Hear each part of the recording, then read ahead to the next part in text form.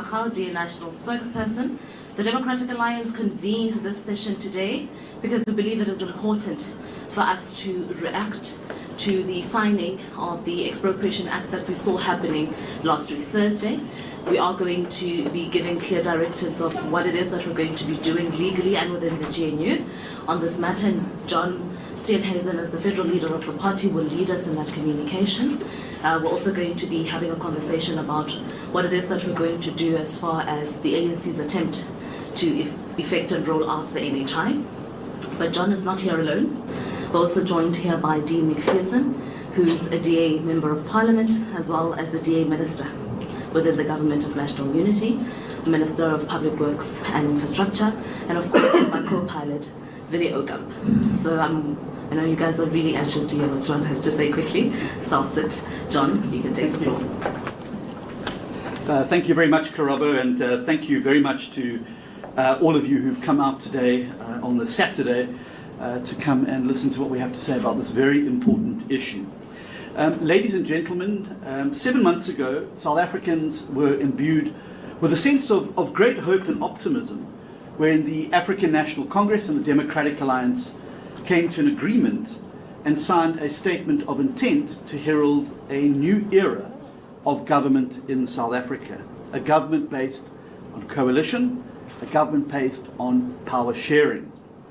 The statement of intent was the document and the basis upon which we gave our support to President Cyril Ramaphosa and voted him into office as the President of the Republic of South Africa on the 14th of June 2024. It was also the basis upon which we entered government in order to keep out the destructive policies of the MK party and the economic freedom fighters, and to contribute to building a better South Africa, a better future, and a better life for all South Africans. This came about after the voters and the people of the Republic of South Africa voiced their dismay with the ANC over their chronic service delivery failures, over the corruption, and over the missteps in government. In doing so, the voters of South Africa deprived the ANC of a majority for the first time in 30 years. Through their votes, the people of South Africa indicated that they wanted parties to work together to build a better South Africa. And I think this point is one which is absolutely worth emphasizing. That this is not a project of politicians. It is an expression of the will of the people of South Africa, who clearly said that they wanted parties to work together in a mutually respectful way to build South Africa and to ensure their interests were advanced. I'm proud to say that the DA continues to uphold our side of the bargain of that statement of intent. Portfolios that are under the control of DA ministers have done more to deliver progress in those ministries in the last 7 months than we've seen the ANC achieve in the last 30 years. Every single day, DA ministers, DA deputy ministers, presiding officers in Parliament, House chairpersons in the NCOP and committee chairs get out of bed more determined than ever before to build a more inclusive, prosperous and free South Africa. That is why we are in government, and that is what we are delivering. And this is precisely because we have heard the cry of the people for constructive cooperation, that the DA treats our fellow coalition partners and colleagues from other parties in a 10-party GNU with respect, making constructive suggestions aimed at resolving disagreements rather than inflaming them.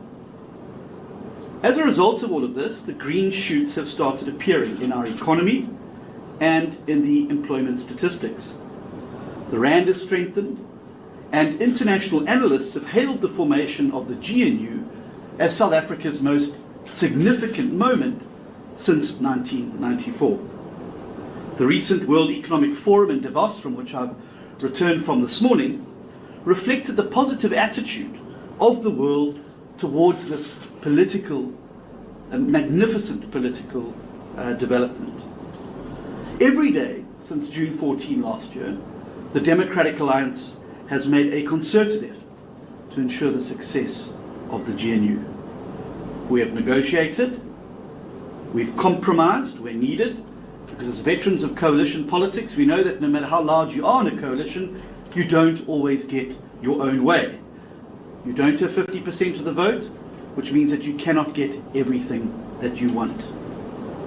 At the same time, however, in various press conferences, we have made it abundantly clear that we were in government, in this GNU, to share power, not merely to make up the numbers, for the ANC to continue rolling out the same destructive policies and proposals that have landed South Africa in the situation that it has found itself over the last 2 decades.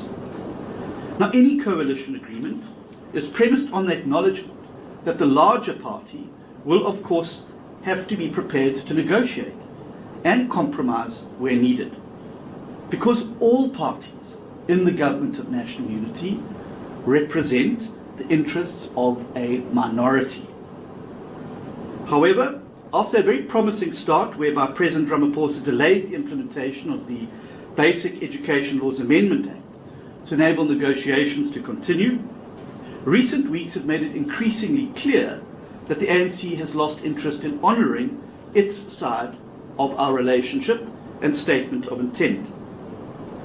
Unfortunately, the ANC has taken to openly disrespecting coalition partners and undermining the very trust upon which a coalition agreement is built. In his statement at the January 8th anniversary, President Ramaphosa was quoted as saying that although the ANC failed to secure 50% plus 1 in the elections, the ANC is still in charge.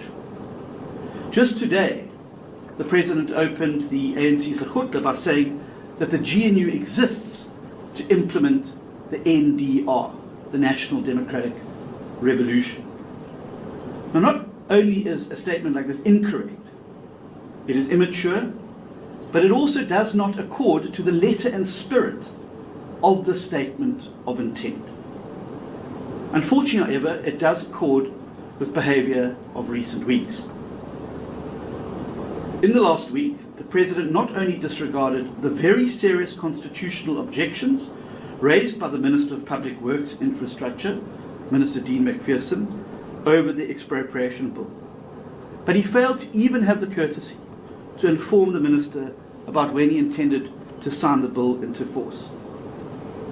Similarly, a few weeks ago, I personally wrote to the President about the contentious National Health Insurance Act, which, despite the fact that it was raised very clearly in the negotiations going into the agreement, despite the fact that there was agreement by all parties that there would be continued negotiations about it, we're met with TV screens at airports rolling out that the NHI is here. That does not accord to the spirit and intent of negotiation, compromise, and cooperation. In the correspondence that I addressed to the President, I made a number of constructive proposals for consideration because, as a Democratic Alliance, we want universal access to basic health care for all South Africans, regardless of their income. However, the NHI in its current form, which seeks to destroy private medical aids and tax credits and to launch an assault on the private medical sector, is not the way to go. If anything, Operation Vulindlela has shown us over the last few years, it is indeed a public-private partnership and cooperation that leads to greater successes in government. I made a number of these constructive proposals which set out very clearly our position on the matter, and I asked for a meeting with the President to further engage ahead of the upcoming Cabinet Lekgotla to prevent a repeat of the events from the previous Lekgotla, where we vehemently objected to the inclusion of the NHI targets in the documentation. Amazingly, the President refused to even meet with the leader of the largest party in the coalition to discuss the single most critical issue for the future of the GNU and for the future of South Africa. Instead, my letter was simply waved away and sent into the abyss of the health department. And that leads me to the next point, because the same place my letter was sent to has been met with a really odd response. Instead of engaging respectfully and maturely to find solutions, the ANC Minister of Health, Aaron Motsoaledi, declared war on the GNU in front of the world at Davos this week.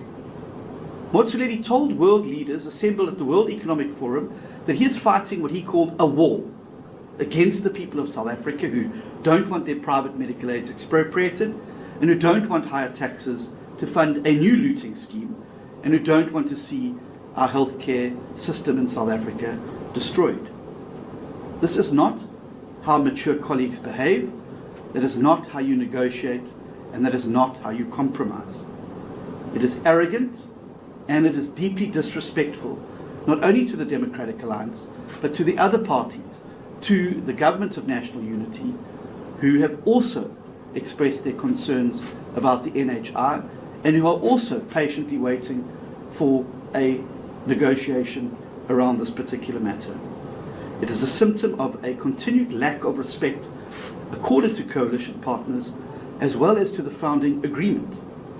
And most importantly, from international experience and local experience, this is not how healthy coalitions work. Whether the ANC likes it or not,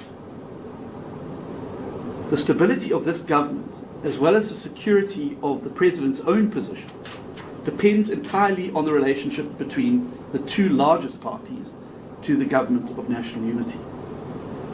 In keeping with our mature approach to coalition government, the Democratic Alliance is therefore urgently seeking to pursue a reset in this relationship.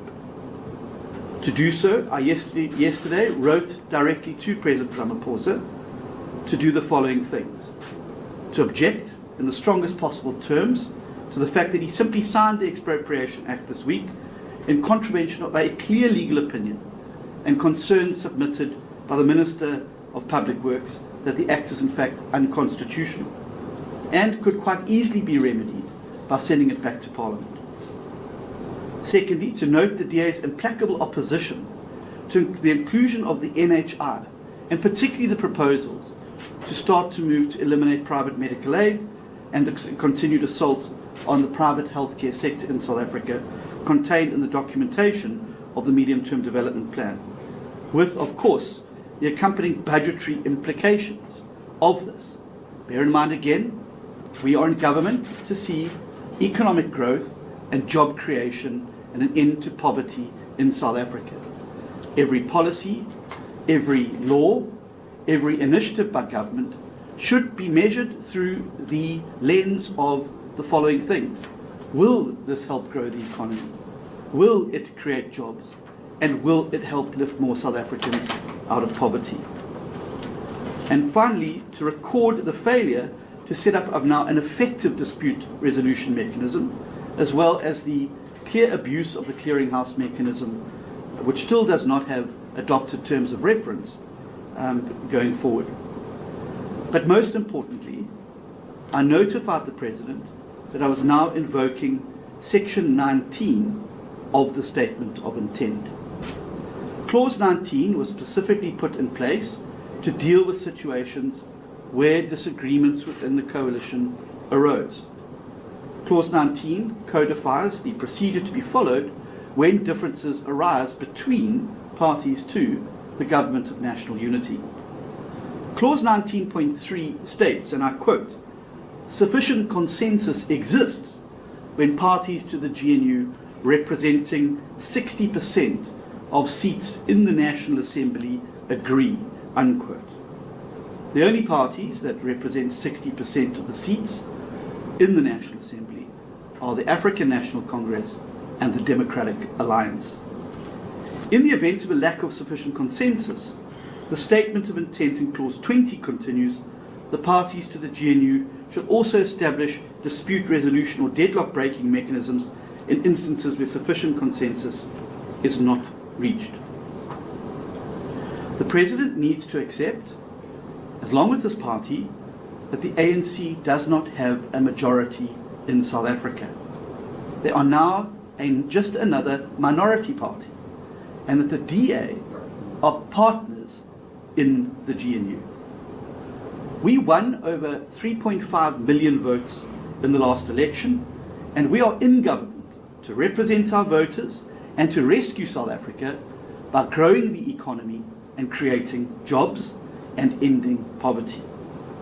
If we cannot fulfill this mandate within the GNU and are treated merely as a doormat or treated as simply there to make up the numbers, we have to seriously consider our next steps.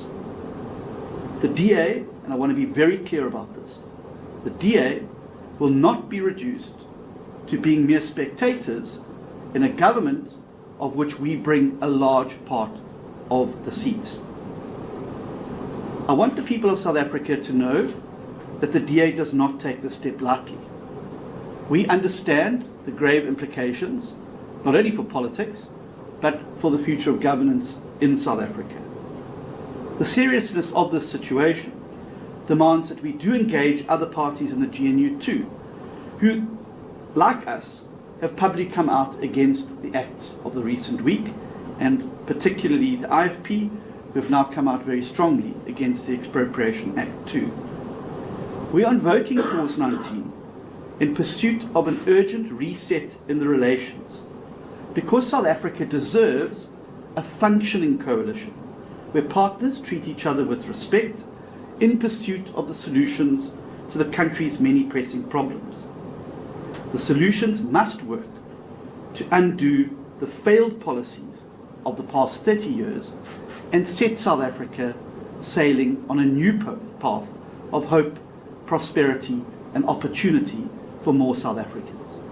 It is also not good enough to stand on the world stage and take the bouquets for the formation of the GNU if you are unwilling to domestically put in the hard yards that are required to make coalitions work. Under the GNU now, it is time for a reset that treats all parties to the GNU as key players in the decision-making processes of this government and the policies and practices that it will pursue. It is also a time for new policies and for a new direction for South Africa, away from the failed policies of the past, and that is precisely why the GNU was met with so much hope and excitement. And it's that hope and excitement that we wish to give a greater opportunity to through a reset in these relations.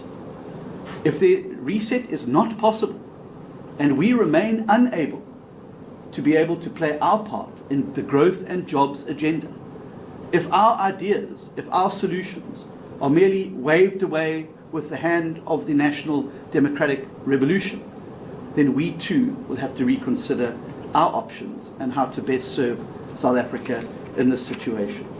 It is my fervent hope that the coming week will see a coming together of the ANC and the DA, as well as the leaders of other parties, to adopt a far more cohesive, collaborative partnership towards governing South Africa and to implementing a new policy agenda that will bring the jobs we need, that will grow the economy in the way we need it to grow, and which will lift millions of our citizens out of poverty and into a new era of hope, opportunity, and prosperity.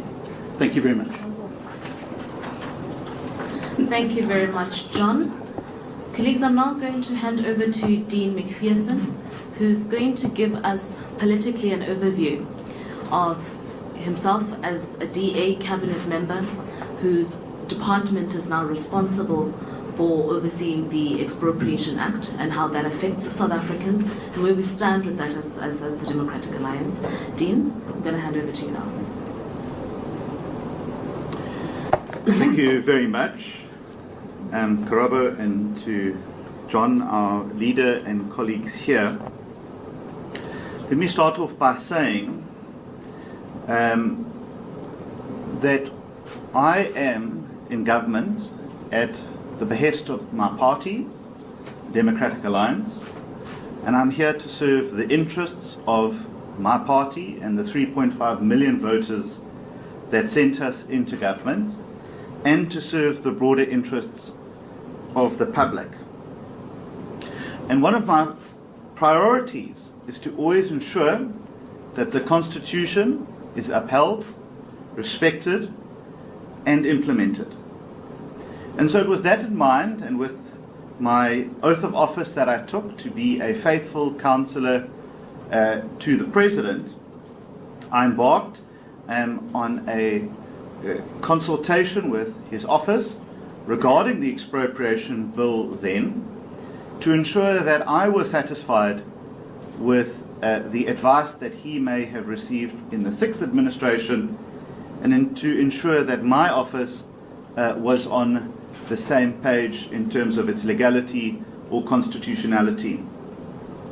With that in mind, on the 5th of December, I provided the President with a comprehensive legal opinion by one of South Africa's foremost senior counsels in public law, which outlined a fatal constitutional problem with the then bill.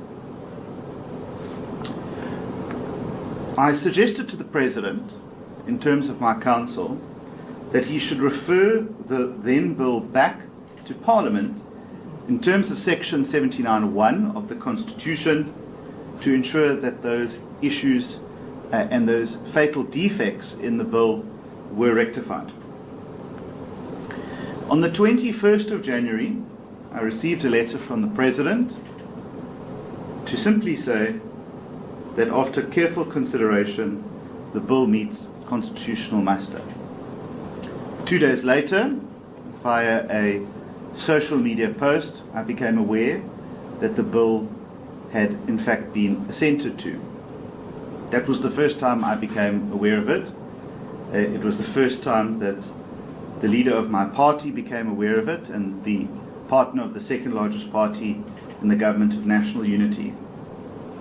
What is clear, however, is that individuals with my department were either tipped off or made aware that the bill was going to be assented to, because there was a press release ready that was not authorized by myself or my office, which in fact completely contradicted the President's own press statement, spoke about greedy landlords, spoke about evicting people, farm workers being able to claim land, talking about taking land from people, and so on.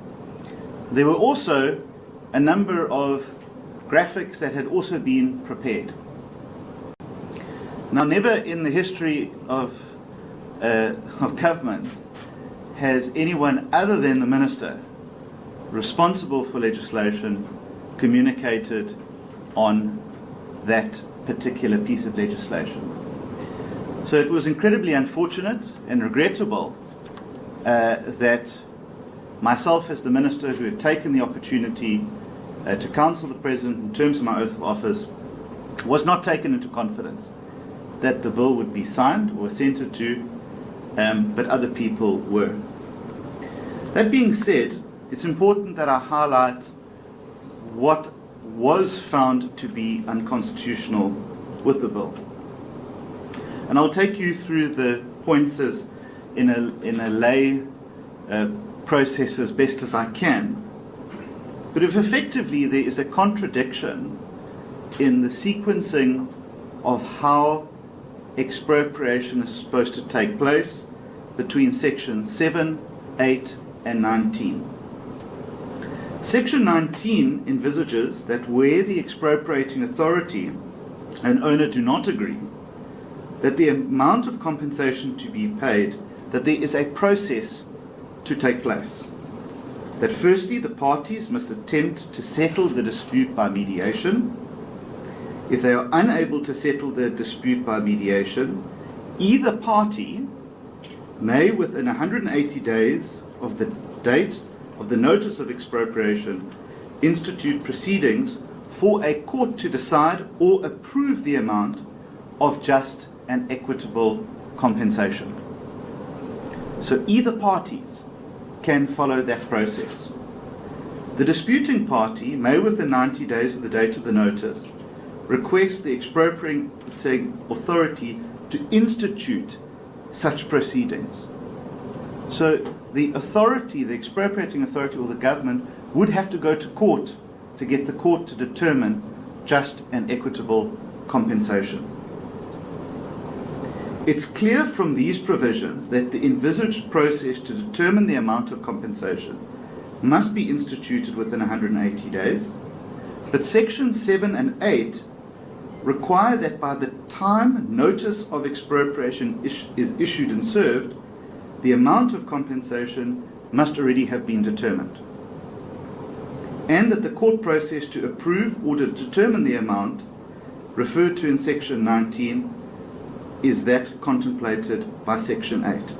Effectively, once that amount has been determined in terms of the 7 and 8 process, the individual who is affected must then go to court and go through the court process, which severely disadvantages them. It's very clear that both processes can't exist, that they are irreconcilable with an internal conflict between the provisions of 7 and 8 on the one hand and the provisions of Section 19 on the other hand.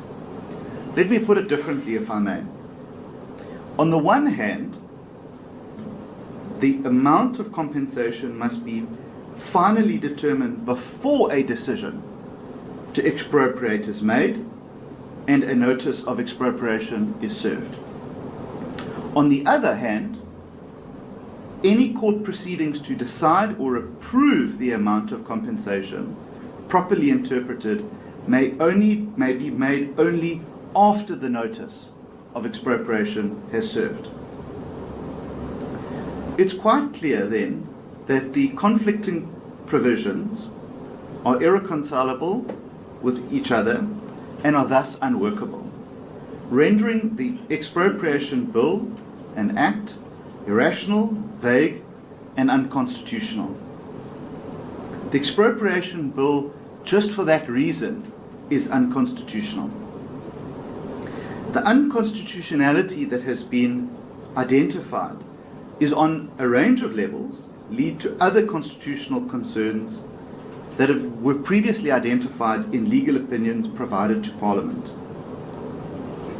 So, these are just some of the examples of the constitutional problems in this Act, which could arise after any amendment of the bill to Parliament to cure the constitutional defect, which is why we suggested to the President that in terms of Section 79(1), that issue is confined and dealt with.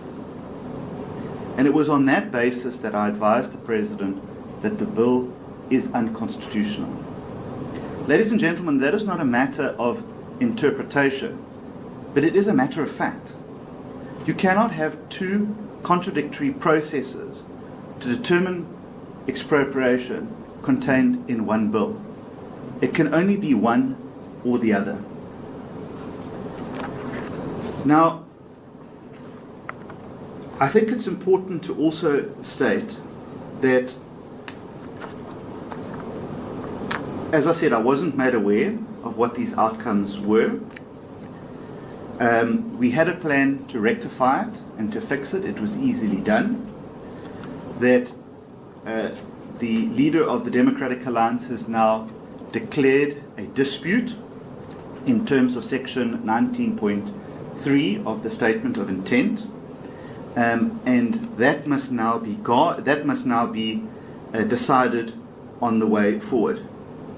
What I will say is that I think that legislation is far too important to be dealt with through acts of bad faith. I think that we cannot have situations where what happened this week becomes a norm or allowed to happen. We are partners. We are equal partners. And equal partners need to treat each other with respect and mutual respect.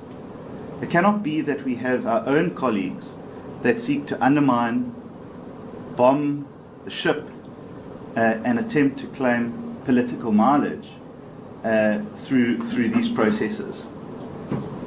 That is why it was important that I went publicly and said that I will respect the foundations of the Constitution, that private property that the rights for any South African to own private property and for that property to be guaranteed will be non-negotiable for myself in terms of Section 25 of the Constitution. It is non-negotiable. And I'm not sure why so many people are angry by that, because they either don't believe or respect Section 25 of the Constitution, or they actually believe that the Expropriation Act is a foreground to land grabs, which is what some in the ANC have tried to paint this as in order to try and find favour with voters in the MKP or the EFF that they lost. And interestingly, even they have rejected that act. So whatever they're trying to do publicly is not working. So I will leave it there, Karabo and Billy, and obviously happy to take any further questions. And I hope that that does provide some background as to how we arrive in today's situation. Thank you. Thank you very much, Dean. Now, colleagues, I'm going to hand over to my co-pilot, Willie Ogamp, who's going to facilitate our Q&A session, and he'll explain to you how we're going to do that. Willie?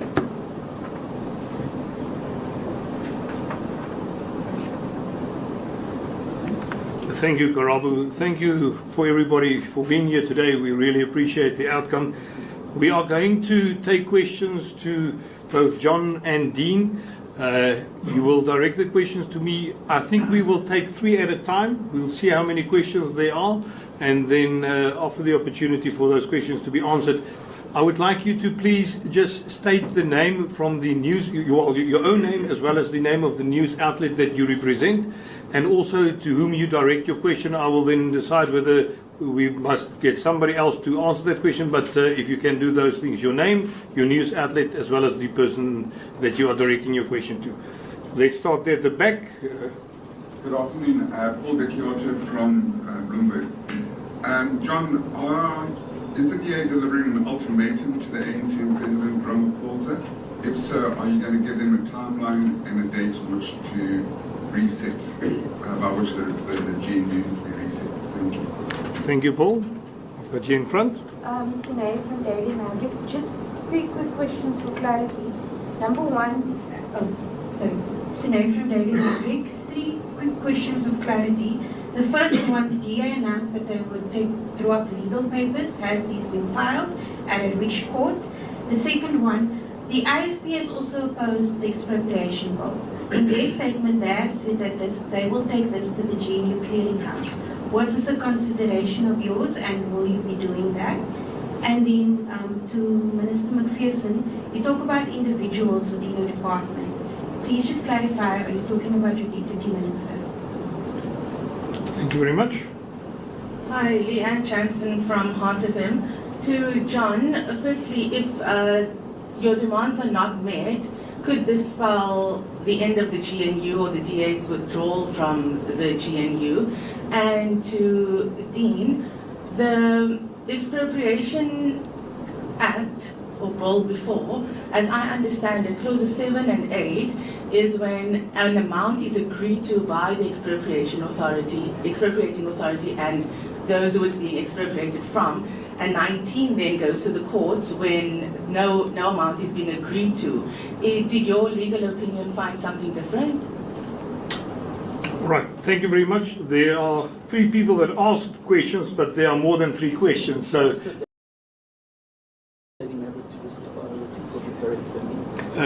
John is asking whether the Daily Maverick can just repeat what was directed to himself. The first 2 questions around the GNU clearinghouse and then the court update. Okay. Right, I'm going to ask John then to first reply to Paul and to Sinead as well as Leanne, and then I'll give Dean his chance as well. Great.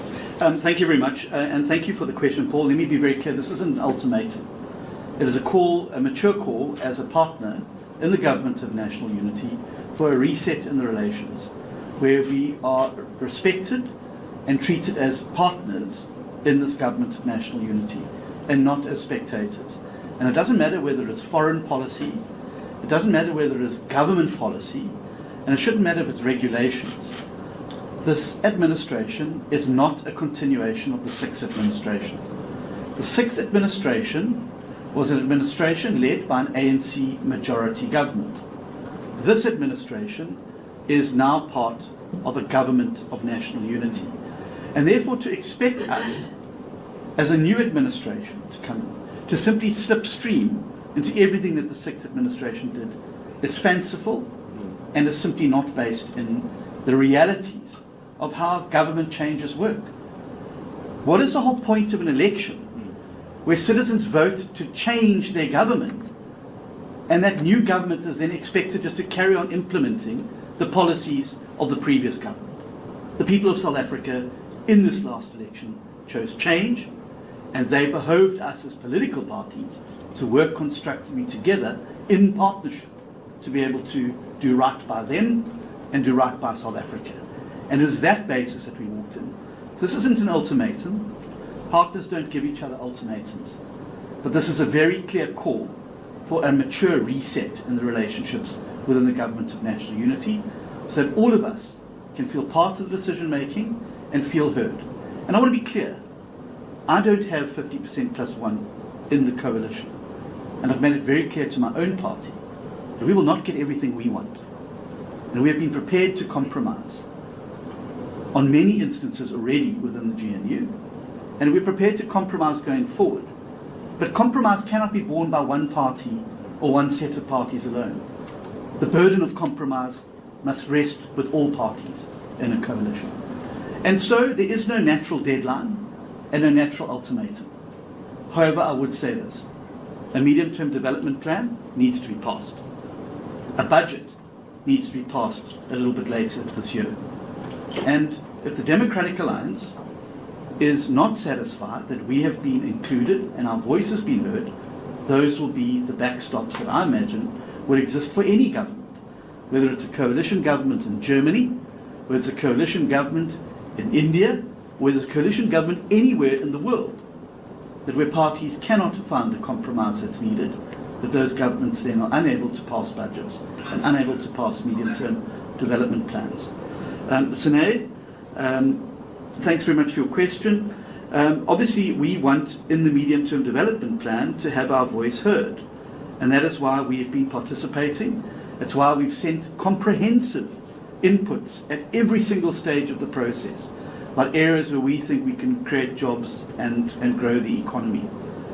Now let me be clear, the clearinghouse is no substitute for the very important Section 19 that was included in the original statement of intent. The clearinghouse has got no clear terms of reference that have been adopted yet, and so it is a very strange way of trying to deal with a particular problem. We're happy to talk in whatever forums, but we are now invoking Section 19, which was specifically agreed to by all parties who signed the statement of intent.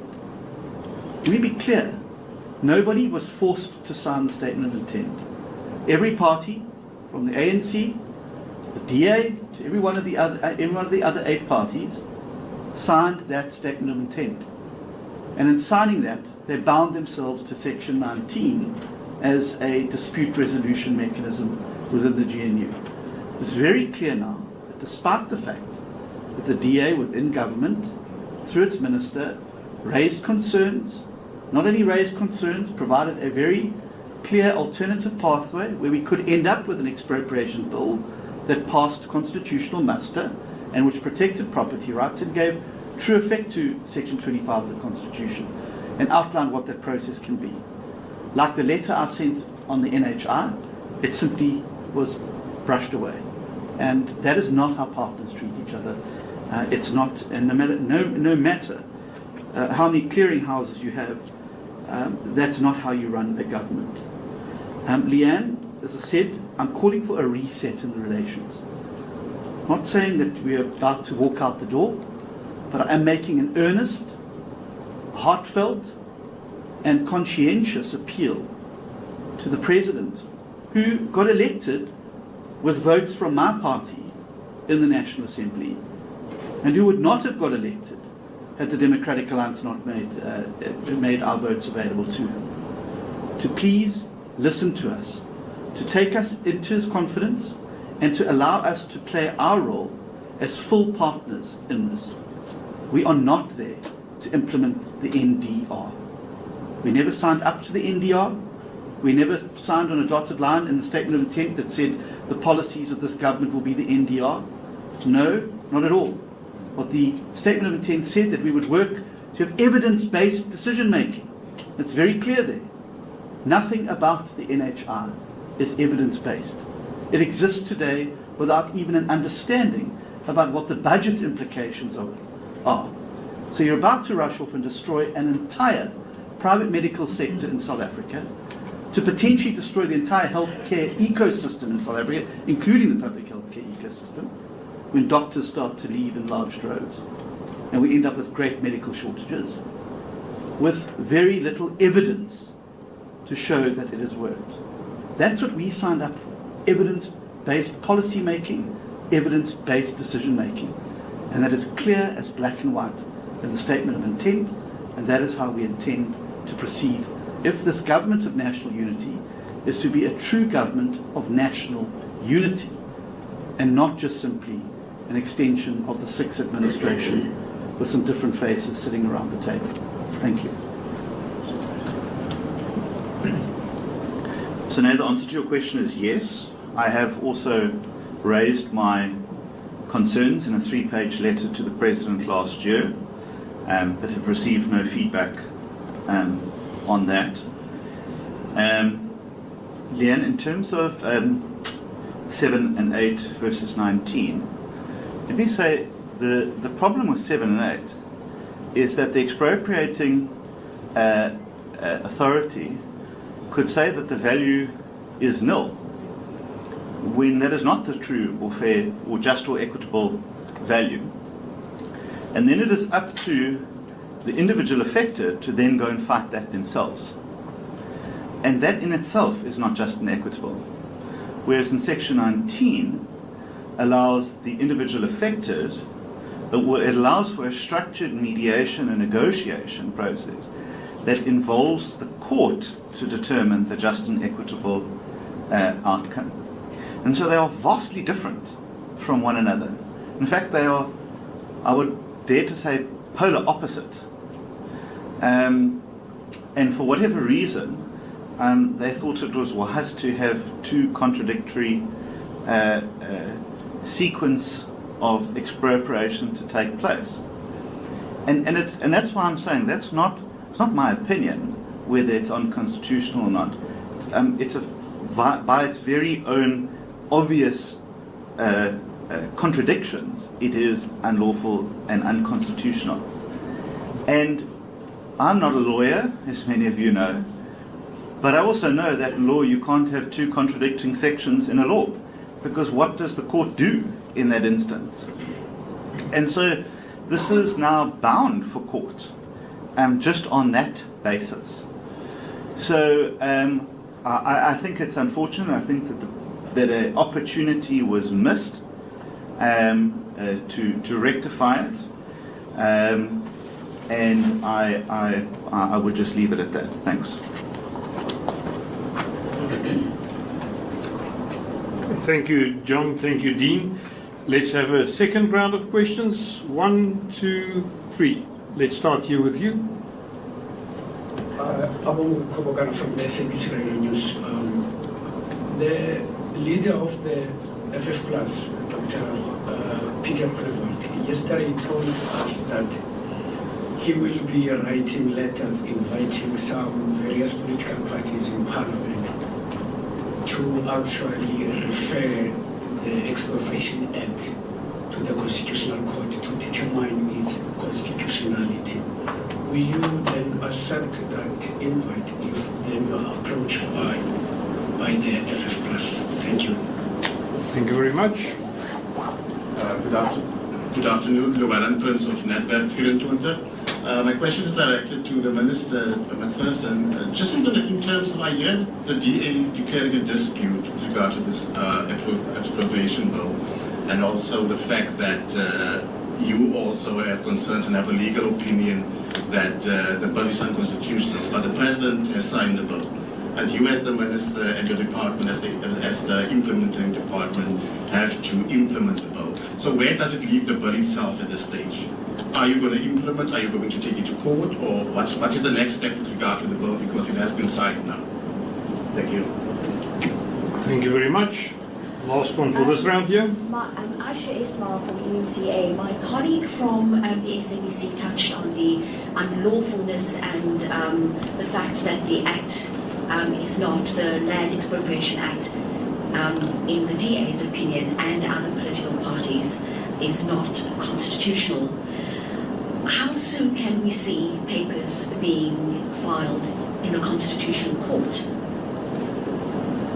Thank you very much. Was that question directed to John or? It's for the DA. I'll direct that to John. Thank you very much. So we've got Bongwe, Llewellyn and Aisha. John, you can take over there. Thank you. Thank you very, very much for that. We'll support any process that leads to the constitutional determination of this bill. However, I don't think that we need to go through those processes. I think we can approach the Constitutional Court through the legal processes there in order to that, but we will work together with all parties, and I think it's instructive in the question that you ask that yet another party outside of the DA and the IFP are unhappy about the way this has unfolded. And had we been able to have the opportunity to sit around as leaders of these political parties and have a conversation about this, instead of having the conversation with you today, I think it would have been a much healthier way to resolve the matter. And I think we could have found a way forward. But what we are seeing is a government that is just continuing to carry on as if nothing changed in the election of last year. And that cannot be right. That now certainly three of your larger coalition partners are aggrieved that they now have to seek other mechanisms to deal with it outside of a mature adult conversation between the leaders of the party shows that there's clearly something wrong. In terms of the papers, please forgive me, I've landed 2 hours ago from Davos. Helen Ziller, as you know, is the chairperson of the Federal Executive, handles legal matters, and there are several briefings, I'm sure, that, as you're aware of, that I'm awaiting since my landing here. And obviously once that process is clearly defined, we'll be able to release that to the media. But I can just tell you this, from our side, this situation, this bill will not stand. And we will not stand to watch this type of legislation being passed, not on our watch and not while we are part of government. And whatever mechanisms we have, both legal and political, to resolve this situation, we will do so. I think I've dealt with those here. Thank you, John. I can just, on that question with regards to the legal papers, I understand John only landed at 10 o'clock this morning. No, I wish it was 10. Was it later? Well, I can confirm that the Democratic Alliance gave instructions to our lawyers, who have also provided us with a legal opinion on this, and have clearly stated to us that this act is not mustering constitutionality, and they are in conjunction with us drafting the papers to test the constitutionality of this. The Democratic Alliance made it very clear that we will do everything in our power to fight this, and going to court is one of those steps. Dean, I'm going to hand over to you to answer Llewellyn's question. Thank you very much. Thanks, Llewellyn. Well, I think that now that a formal dispute has been declared in terms of the statement of intent, I'll have to be guided by the parties now in the GNU on what the next step is. But what I would say is, I see the Deputy President of the ANC did an interview today saying that if I'm not going to implement the bill then I should resign. There's only one person who will tell me to resign from government, and that is the leader of this party. No other leader or no other member of another political party will tell me when or how I should resign. And it is that sort of arrogance that I think is unhelpful in the GNU, and I think makes for unpleasant sort of encounters with one another. We are all here to do a job. We all have views on the job. I don't give my views on the Deputy President's performance or lack of performance. I keep that to myself. And I think that other colleagues should probably consider that as well when they put on their political T-shirts and cast their views on what one another should do.